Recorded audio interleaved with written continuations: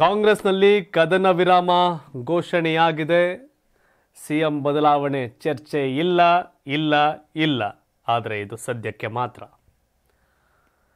High command ಏನೇ ಹೇಳಿದ್ರು, ಏನೇ ಮಾತುಗಳು ಬಂದರೂ ಡಿ.ಕೆ. ಶಿವಕುಮಾರ್ ಬಾಯಿಗೆ ಅಡ್ಡ ಕೈ ಇಟ್ಕೊಂಡು ಕೂತ್ಕೊಳ್ಳೋದು ಕೇವಲ ಈ ವರ್ಷದ ಅಂತ್ಯ ನವೆಂಬರ್ವರೆಗೆ ಮಾತ್ರ ಮಾತ್ರ ಮಾತ್ರ. ಯಾಕೆ ಅಂದರೆ ನಿಮ್ಮ ಟೈಮ್ ಏನು ಕೊಟ್ಟಿದ್ರಿ ಅದಕ್ಕೆ ನಾನು ಕಾಯಕ್ಕೆ ರೆಡಿ ಇದ್ದೀನಿ ಅಂತ. ನಿಮ್ಗೆ ಗೊತ್ತಿರಲಿ, 2.5 ವರ್ಷ ಸಿದ್ದರಾಮಯ್ಯನವರು, 2.5 ವರ್ಷ ಡಿ.ಕೆ. ಶಿವಕುಮಾರ್ ಅನ್ನೋ ಒಪ್ಪಂದ ಆಗಿದೆ ಅನ್ನೋದು ಡಿ.ಕೆ. ಶಿವಕುಮಾರ್ ಬಳಗಕ್ಕೆ ಕಂಪ್ಲೀಟ್ ಅದೇ ಸ್ಟಿಕ್ಕನಲ್ಲಿದ್ದಾರೆ ಅವರು. ಆದರೆ ಅಧಿಕಾರ ಹಂಚಿಕೆಯ ಸೂತ್ರ ಆಗಿಲ್ಲ ಅನ್ನೋದು ಸಿದ್ದರಾಮಯ್ಯ ಟೀಮ್ನ ವಾದ. ಆದರೆ ಡಿ.ಕೆ. ಶಿವಕುಮಾರ್ ನಾನು ಮುಖ್ಯಮಂತ್ರಿ ಯಾದೆ ಗೊತ್ತಲ್ಲ, ಅವರಾಗಲೇ ಸೂಟು ಬೂಟೆ ಹಾಕತ್ತಾರೆ, ಇನ್ನು ಹೊಲ್ಸ್ಕೊಳ್ಳೋದೇನಿಲ್ಲ. ಡಿ.ಕೆ. ಶಿವಕುಮಾರ್ ಹಾಕದೆ ಸೂಟು ಬೂಟು, ಅವನೇನು ಹೊಲ್ಸ್ಕೊಳ್ಳಂಗೇನಿಲ್ಲ. ಆಮೇಲೆ ಸಿ ಎಂಗಿಂತ ಹೆಚ್ಚು ಗತ್ತು ಗೈರತ್ತು ನಡೀತಾ ಇರೋದೇ ಡಿ.ಕೆ. ಶಿವಕುಮಾರ್ದು. ಅದು ಕೆಲವೊಂದು ಟೈಮ್ ಪ್ಲಸ್ಸು, ಕೆಲವೊಂದು ಟೈಮ್ ಮೈನಸ್ ಕೂಡ ಹೌದು. 2025 ಅಂತ್ಯಕ್ಕೆ ಮುಖ್ಯಮಂತ್ರಿ ನಾನೇ ಅನ್ನೋ ವಿಶ್ವಾಸದಲ್ಲಿ ಡಿ.ಕೆ. ಶಿವಕುಮಾರ್ ಇದ್ದಾರೆ. ಬಟ್ ಆ ಟೈಮ್ ಬರಲಿ, ಗೊಂದಲ ಮಾಡ್ಕೊಳ್ಳೋದು ಬೇಡ ಅಂತ. ಬಟ್ ಅದಕ್ಕಿಂತ ಮುಂಚಿತವಾಗಿ ಫಸ್ಟು ಡಿ.ಕೆ. ಶಿವಕುಮಾರ್ ವಿದೇಶಕ್ಕೆ ಹೋದಾಗ ಮೀಟಿಂಗ್ ಮಾಡಿದ್ದು ಸಿದ್ದರಾಮಯ್ಯ ಟೀಮ್. ನಂತರ SC/ST ಸಮುದಾಯದ ಸಚಿವರು, ಶಾಸಕರ ಕುಂದುಕೊರತೆ ಸಭೆ ಅಂತ ಚರ್ಚೆ ಮಾಡಿದ್ದು ಸಿದ್ದರಾಮಯ್ಯ ಟೀಮ್. ಸಿದ್ದರಾಮಯ್ಯ ಅವರ ನಂತರ ಡಿ.ಕೆ. ಶಿವಕುಮಾರ್ಗೆ ಅಧಿಕಾರ ಹಸ್ತಾಂತರದ ನಡುವೆ ದಲಿತ ಸಿಎಂ ಕೂಗನ್ನು ಎಬ್ಬಿಸಿ ಆ ಅಧಿಕಾರ ಹಸ್ತಾಂತರಕ್ಕೆ ಕೊಕ್ಕೆ ಹಾಕಬೇಕು ಅನ್ನೋ ರೀತಿಯ ಲಾಜಿಕ್ ಕೆಲಸ ನಡೀತಾ ಐತೆ ಅನ್ನೋ ಆರೋಪವನ್ನು ಡಿ.ಕೆ. ಶಿವಕುಮಾರ್ ಟೀಮ್ ಮಾಡ್ತಿದ್ದಾರೆ. ಡಿ.ಕೆ. ಶಿವಕುಮಾರ್ ಅವರಿಗೆ ಸುಲಭವಾಗಿ ಅಧಿಕಾರವನ್ನು ಹಸ್ತಾಂತರ ಮಾಡಲು ಸಿದ್ದರಾಮಯ್ಯ ಟೀಮ್ಗೆ ಇಷ್ಟ ಇಲ್ಲ. ಆ ಕಾರಣಕ್ಕೆ ಇವೆಲ್ಲ ಡ್ರಾಮಾಗಳು ಅಂತ ಹೇಳ್ತಾರೆ. ಆಮೇಲೆ ಒಂಥರ ಸಿಹಿ ಕೈ ಇದ್ದಂಗೆ, ಯಾವುದೇ ಸಿಎಂ ಬದಲಾವಣೆ ಚರ್ಚೆ ಇಲ್ಲ ಅಂತ ಅನ್ನೋದ್ರ ಜೊತೆಗೆ ಸಿದ್ದರಾಮಯ್ಯ ಟೀಮ್ ರಾಜೀನಾಮೆ ಕೊಡಬೇಕು KPCCಗೆ, ಒಬ್ಬರಿಗೆ 2 ಹುದ್ದೆ ಇಲ್ಲ ಅಂತ ಹೇಳ್ತಾ ಇದ್ರು. ಬದಲಾಗ್ತಾರೆ ಅಂತ. ಆದರೆ ಕೆಲವೊಂದು ವೇಳೆ ಪಾಲಿಸಿ ಬದಲಾಗಬೇಕಾಗತ್ತೆ. ಡಿ.ಕೆ. ಶಿವಕುಮಾರ್ ಅವರು ಸಮರ್ಥರಿದ್ದಾರೆ ಅವನ್ನ ನಿಭಾಯಿಸುವಲ್ಲಿ. ಕೆಲವೊಂದು ವೇಳೆ ಅವೆಲ್ಲವೂ ಕೂಡ ನಮ್ಮಲ್ಲಿ ಆಗುತ್ತೆ ಅನ್ನೋದನ್ನ ಸುರ್ಜೇವಾಳ ಅವರು ಹೇಳೋದ್ರ ಮೂಲಕ KPCC ಅಧ್ಯಕ್ಷ ಬದಲಾವಣೆ ಇಲ್ಲ, DCM ಮತ್ತು KPCC ಅಧ್ಯಕ್ಷ ಸ್ಥಾನ ಡಿ.ಕೆ. ಶಿವಕುಮಾರ್ ಅವರ ಬಳಿ, ಸಿದ್ದರಾಮಯ್ಯ ಅವರ ಬಳಿ ಮುಖ್ಯಮಂತ್ರಿ ಸ್ಥಾನ, ಇದು ಸದ್ಯಕ್ಕೆ ಅಬಾಧಿತ ಅಂತ ಸಂದೇಶವನ್ನು ಕೊಟ್ಟು ಹೋಗಿದ್ದಾರೆ. ಸಿಎಂ ಕುರ್ಚಿ ಖಾಲಿ ಇದ್ರೆ ತಾನೇ ಅಪ್ಲಿಕೇಶನ್ ಆಗೋದು, ಖಾಲಿನೇ ಇಲ್ಲ ಅಂತ ಸಿಎಂ ಟೀಮ್ ಹೇಳ್ತಿದೆ.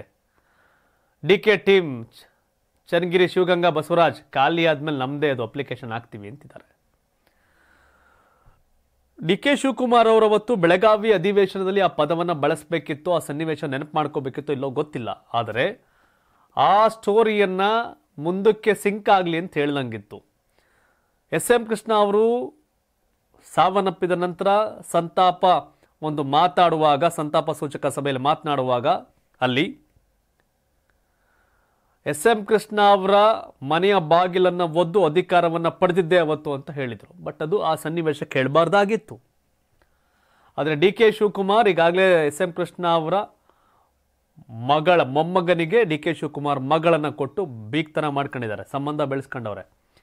SM ಕೃಷ್ಣ ಅವ್ರ ಮನೆಗೆ ಅರ್ಟ್ ಆಗಲ್ಲ, ಬಿಕಾಸ್ ಆಫ್ ಅವರಿಬ್ಬರು ಸಂಬಂಧಿಕರೇ ಈಗ. ಆದರೆ ಆ ಘಟನೆಯನ್ನು ಹೇಳೋದ್ರ ಮೂಲಕ ಮುಂದೆ ನಾನೆಲ್ಲದಕ್ಕೂ ರೆಡಿ ಅನ್ನೋ ಸಂದೇಶವನ್ನು ಕೊಟ್ಟರು ಅನ್ನೋದು ಬಹುತೇಕರ ಅಭಿಪ್ರಾಯ. ಇಂದಿನ ದಿನ ಪಟ್ಟಿ ರೆಡಿಯಾಗಿತ್ತು, ಬೆಳಗ್ಗೆ ಬಂದಾಗ ಹೆಸರಿರಲಿಲ್ಲ, ಬಿಡ್ಲಿಲ್ಲ. ನಾನು TB ಜಯಚಂದ್ರ ಹೋದ್ವಿ, ಮನೆ ಬಾಗ್ಲ ತಗೊಂಡ್ವಿ ಅಧಿಕಾರನ ಅನ್ನೋದ್ರ ಮೂಲಕ ಯಾರು ಏನೇ ಇಲ್ಲ ಪಲ್ಲ ಅಂತ ಕಥೆ ಹೇಳಿದ್ರು ನಾನು ಕೇಳಲ್ಲ, ನಾನು ಪಡ್ಕೋತೀನಿ ಅನ್ನೋ ವಿಶ್ವಾಸ ಡಿ.ಕೆ. ಶಿವಕುಮಾರ್ ಮುಂದಕ್ಕೊಂದು ಸೂಚನೆ ಕೊಟ್ಟಂಗಿತ್ತ ಭಾಷಣ. ನೆಕ್ಸ್ಟು ಅದಕ್ಕೆ ಕಾರ್ಕಳದ ಸುನೀಲ್ ಕುಮಾರ್ ಬಿಜೆಪಿ ನಾಯಕರು ವಿಜಯೇಂದ್ರ ಅವರಲ್ಲಿ ನೀವು ಒದ್ದೆ ಕಿತ್ಕೋಬೇಕು, ಅವ್ರ ಹತ್ರ ಹಂಗೆ ಕೊಡಲ್ಲ ಅಂತ ಅವ್ರನ್ನ ಕಿಚಾಯಿಸಿದ್ದಾರೆ. BJPಯವ್ರು ಹೆಂಗಾರ ಕಿಚಾಯಿಸ್ಕೊಳ್ಳಿ, ಏನಾರ ಮಾಡ್ಕೊಳ್ಳಿ, ನನಗೆ ಯಾವಾಗ ಏನು ದಕ್ಕತ್ತೆ ಅಂತ ಹೇಳೋದ್ರ ಮೂಲಕ ಸ್ವಾಮೀಜಿಗಳಿಗೆ, ವಿನಯ್ ಗುರುಜಿ, ಆಮೇಲೆ RT ನಗರ ಗುರುಜಿ ಅವರೆಲ್ಲರಿಗೂ ನೀವೆಲ್ಲ ಸ್ವಾಮೀಜಿ ನೀವು ಮಾತಾಡೋಕೋಗ್ಬಿಡಿ, ನಮ್ಮ ಪರವಾಗಿ ಇರಿ ಅಂತ ಹೇಳೋದ್ರ ಮೂಲಕ ಸದ್ಯಕ್ಕೆ ಆ ಕದನಕ್ಕೆ ಬ್ರೇಕ್ ಹಾಕಿದ್ದಾರೆ. ಮಾರ್ಚ್ ರಾಜ್ಯ ಬಜೆಟ್ನ ನಂತರ ಪಟ್ಟಾಭಿಷೇಕದ ಸಿದ್ಧತೆಗಳಲ್ಲಿ ತೊಡಗುವಂತೆ ಡಿ.ಕೆ. ಶಿವಕುಮಾರ್ ಸೂಚನೆ ಕೊಟ್ಟಿದ್ರು. ಅದು ರೆಡಿ ಆಗ್ತಾರೆ ಅವರು. ಅಧಿಕಾರವನ್ನು ಪಡೆದೇ ತೀರ್ತೇನೆ, CM ಆಗೇ ತೀರ್ತೇನೆ ಅಂತ. DK ಶಿವಕುಮಾರ್ಗೆ ಡಿಮ್ಯಾಂಡ್ ಇದೆ BJPಲಿ, ಕರ್ಕೊಂಡು ಬಂದು ಒಂದು 60 ಜನ ಸೇರ್ಕೊಂಡು ಸರ್ಕಾರ ಮಾಡೋಣ ಅಂತ. BJPಗೆ ಏನು ಮೈಲ್ಗೇನಿಲ್ಲ, ಹಂಗೆ ಯಾರು ಬಂದರೂ ಕರ್ಕತ್ತಾರೆ ಅವರು. BJP ಎಂಬ ವಾಷಿಂಗ್ ಮಿಷಿನ್ನಲ್ಲಿ ಎಷ್ಟೋ ಜನರನ್ನ ಹಾಕ್ಬಿಟ್ಟು ಕ್ಲೀನ್ ಮಾಡಿಬಿಟ್ಟವ್ರೆ. ದೇಶದಲ್ಲಿ 2, ಗಂಗೆಯಲ್ಲಿ ಮಿಂದರೆ ಪಾವನ ಶುದ್ಧಿ ಆಗ್ತಾರೆ. ಇನ್ನು ರಾಜಕಾರಣದಲ್ಲಿ ಯಾರ ವ್ಯತ್ಯಾಸಗಳಾಗಿದ್ರೆ BJP ವಾಷಿಂಗ್ ಮಿಷಿನ್ ಕ್ಲೀನ್ ಮಾಡುತ್ತೆ. DK ಶಿವಕುಮಾರ್ ಬಗ್ಗೆ 1000 ಆರೋಪಗಳಿದ್ರೆ ಅವ್ರನ್ನ ಈಗಲೂ ರೆಡ್ ಕಾರ್ಪೆಟ್ ಹಾಕಿ ಕರ್ಕೊಳಕ್ಕೆ ರೆಡಿ ಅವರೇ BJP ಅವರು. ಕಮಾನ್ ಅಂತ ಕಾಯ್ತಾವ್ರೆ. DK ಶಿವಕುಮಾರ್ ಪಕ್ಷನಿಷ್ಠೆ. ಅವತ್ತೊಂದು 5 ಜನ MLA ಬಿಟ್ಟಿದ್ರೆ ಅಹಮದ್ ಪಟೇಲ್ ಗೆಲ್ತಿರಲಿಲ್ಲ ಗುಜರಾತಲ್ಲಿ ರಾಜ್ಯಸಭೆ ಚುನಾವಣೆಯಲ್ಲಿ. ಅಮಿತ್ ಶಾಗೆ ಮುಖಭಂಗ ಮಾಡಿದಂಥ ವ್ಯಕ್ತಿ DK ಶಿವಕುಮಾರ್. ಅದಾದ್ಮೇಲೆ IT ED ರೇಡ್ ಆಗಿ ಮತ್ತೆ ಬಾ BJPಗೆ ಅಂತ ಕರೆದ್ರು. Never ever. I am party man, ಪಾರ್ಟಿಗೆ ನಿಯತ್ ನಂದು ಅಂತ ಹೇಳಿದ್ರು DK ಶಿವಕುಮಾರ್. ನಾನು DK ಶಿವಕುಮಾರ್ ಅವರ ವ್ಯಕ್ತಿತ್ವದ ಬಗ್ಗೆ ಸರ್ಟಿಫೈ ಮಾಡ್ತಿಲ್ಲ, ರಾಜಕಾರಣ ತಾಕತ್ ಬಗ್ಗೆ ಹೇಳ್ತಾ ಇದ್ದೀನಿ. ಅಮಿತ್ ಶಾ ಚಾಣಕ್ಯ ಅನ್ನುವುದಾದರೆ ಹಳೆಯ ಘಟನೆಗಳನ್ನ ಹೊರತುಪಡಿಸಿದ್ರೆ ಚಾಣಕ್ಯ ಅಮಿತ್ ಶಾ. ಹಳೆ ಘಟನೆ ಇಟ್ಕೊಂಡ್ರೆ ಅಮಿತ್ ಶಾ ವಿಲ್ಲನ್ನೇ. DK ಶಿವಕುಮಾರ್ ಹಳೆ ಘಟನೆಗಳನ್ನ ಇಟ್ಕೊಂಡ್ರೆ ವಿಲ್ಲನ್ನೇ.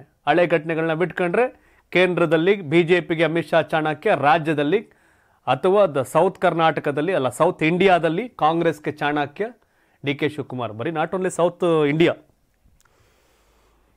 ರಾಜಸ್ಥಾನಕ್ಕೆ ಏನೋ ಡೆವಲಪ್ಮೆಂಟ್ ಆದರೂ ಓಡೋಗ್ತಾರೆ, ಛತ್ತೀಸ್ಗಢಕ್ಕಾದ್ರೂ ಓಡೋಗ್ತಾರೆ, ಅರಣ್ಯ ಆಗಾದ್ರೂ ಓಡೋಗ್ತಾರೆ, ಇವ್ರನ್ನೇ ಕರೀತಾರೆ. ಹಾಗಾಗಿ DK ಶಿವಕುಮಾರ್ ಕಾಂಗ್ರೆಸ್ನ ಪಾಲಿಗೆ ಪ್ಯಾನ್ ಇಂಡಿಯಾ ಈ ಟ್ರಬಲ್ ಶೂಟರು ಚಾಣಕ್ಯ. ಸೊ ಹಾಗಾಗಿ ಹೈಕಮಾಂಡ್ ಬಗ್ಗೆ ವಿಶ್ವಾಸ ಇದೆ. BJP ಅವರು ಎಷ್ಟೇ ಆಫರ್ ಮಾಡಿದ್ರು ನೋ, ಆಗುವುದಾದರೆ ಕಾಂಗ್ರೆಸ್ನಲ್ಲೇ ಆಗುವೆ ಅಂತ ಕೂತಿದ್ದಾರೆ.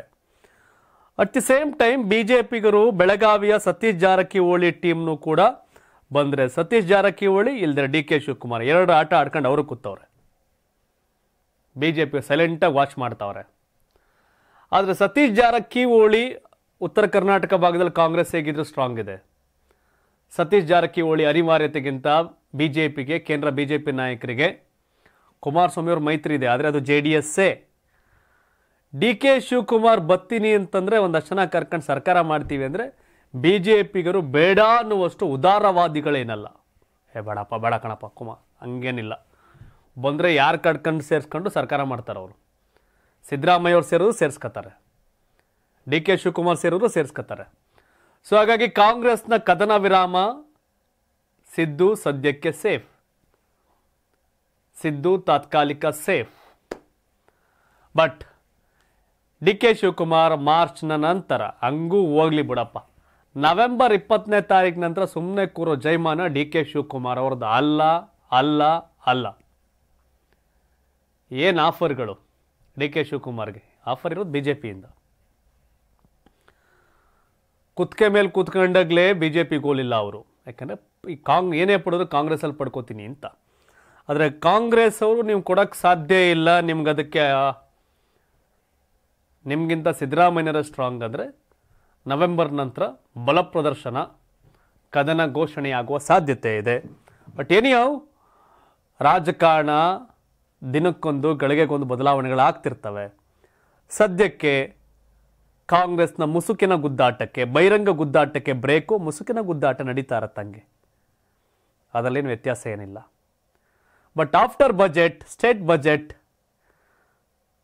ಸಿದ್ದರಾಮಯ್ಯನವರ ಕಡೆಯ ಬಜೆಟ್ ಈ ಚುನಾವಣೆ, ಈ ಬಜೆಟ್ ಅನ್ನೋದು DK ಟೀಮ್ ಅವರ ಇದು. ಯಾಕಂದರೆ 2026ಕ್ಕೆ ಬಜೆಟ್ ಮಂಡನೆ ಮಾಡೋದು DK ಶಿವಕುಮಾರ್ ಅನ್ನೋದು ಅವ್ರದ್ದು. DK ಶಿವಕುಮಾರ್ ಕಡೆಯವ್ರಿಗೂ ವಿಶ್ವಾಸ ಇದೆ ಮುಖ್ಯಮಂತ್ರಿ ಆಗ್ತಾರೆ ಅಂತ. ಸಿದ್ದರಾಮಯ್ಯ ಕಡೆಯವ್ರಿಗೆ ಶತಾಯಗತಾಯ ಅಧಿಕಾರ ಹಸ್ತಾಂತರ ಮಾಡಲೇಬಾರ್ದು ಅನ್ನೋ ಜಿದ್ದಿಗೆ ಅವ್ರು ಬಿದ್ದಿದ್ದಾರೆ. ಬಟ್ ಏನಾಗುತ್ತೆ ಎತ್ತ ಅನ್ನೋದು ಮುಂದಿನ ದಿನಗಳಲ್ಲಿ ಗೊತ್ತಾಗುತ್ತೆ. ಆದರೆ ನಿಮ್ಮ ಪ್ರಕಾರ ಕಳೆದ ವಿಧಾನಸಭೆ ಚುನಾವಣೆಯಲ್ಲಿ ಕಾಂಗ್ರೆಸ್ 135-136 ಸ್ಥಾನ ಬರಲಿಕ್ಕೆ ಕಾರಣ ಸಿದ್ದರಾಮಯ್ಯ ಅವರು, DK ಶಿವಕುಮಾರ್ ಅನ್ನೋದು ಸತ್ಯ, ವಾಸ್ತವ ಕೂಡ ಹೌದು. ಅಧಿಕಾರ ಹಸ್ತಾಂತರ ಆಗತ್ತಾ, ಮಾಡಬೇಕಾ, ಬಿಟ್ಬಿಡಿ, ಒಪ್ಪಂದ ಆಗಿದೆಯೋ ಬಿಟ್ಬಿಡಿ, ಅದನ್ನು ಷೇರು ಪಾರು ಅವೆಲ್ಲ ಬಿಟ್ಬಿಡೋಣ. ನಿಮ್ಮ ಪ್ರಕಾರ DK ಶಿವಕುಮಾರ್ ಈ ವಿಧಾನಸಭೆ ಅವಧಿಯಲ್ಲಿ ಈ ವರ್ಷದ ಅಂತ್ಯದಲ್ಲಿ ಮುಖ್ಯಮಂತ್ರಿ ಆಗ್ತಾರಾ, ಹಸ್ತಾಂತರ ಮಾಡ್ತಾರಾ?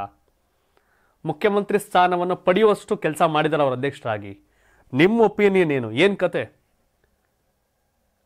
ಕಾಮೆಂಟ್ ಮಾಡಿ ತಿಳಿಸಿ ಅಂತ ಹೇಳ್ತಾ ಈ ಸಬ್ಜೆಕ್ಟ್ ಟಾಪಿಕ್ ಮುಕ್ತಾಯ ಮಾಡ್ತಾ ಇದ್ದೇನೆ. ಧನ್ಯವಾದ. ಯಾರ್ಯಾರು ಈ ವಿಡಿಯೋ ನೋಡ್ತಿದ್ದೀರಿ, ಸಬ್ಸ್ಕ್ರೈಬ್ ಆಗಿದೆ, ಸಬ್ಸ್ಕ್ರೈಬ್ ಆಗಿ ನಮ್ಮ ಚಾನಲ್ ಫಾಲೋ ಮಾಡಿ.